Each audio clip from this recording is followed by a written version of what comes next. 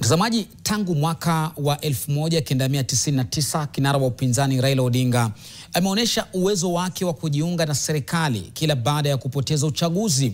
Kutiwa saini kwa mkataba kati ya Rais William Ruto ikiwa ni dhihirisho lingine la mtindo huu wa mwanasiasa aliyeonekana kuwa na ushawishi mkubwa nchini kama upinzani na hata vile vile akiwa ndani ya serikali. Mwanahabari wetu Bridget Ngana anatupa tathmini ya matukio mapya ya leo.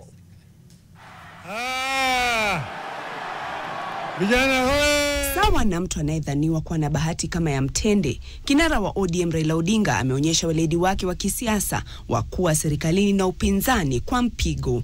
Haya yalianza baada ya uchaguzi wa mwaka 2007 iliyoishia na ghasia na maafa, na ilipofika Februari mwaka 2008 Raila Odinga alijiunga na serikali ya hayati Rais Mwai Kibaki kama waziri mkuu chini ya serikali mseto.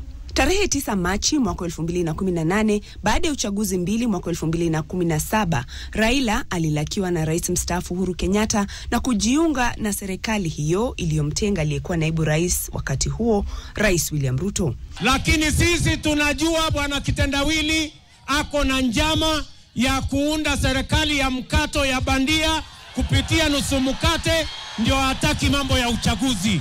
Ikiwa imewadia siku mbili tu ya kumbukumbu ya salamu za heri ya mwaka wa 2018, Raila Odinga amejiunga na mpinzani wake wa uchaguzi mkuu wa mwaka wa 2022, Rais William Ruto, vyama vyao vikiafikiana kushirikiana kwa masuala ya kitaifa.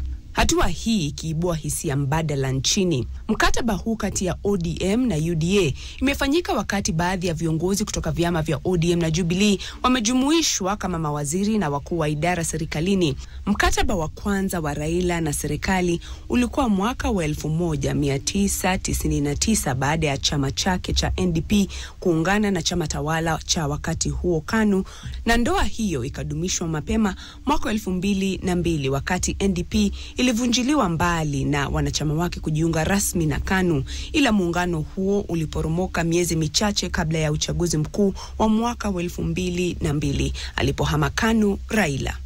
Bridget Ngana, NTV.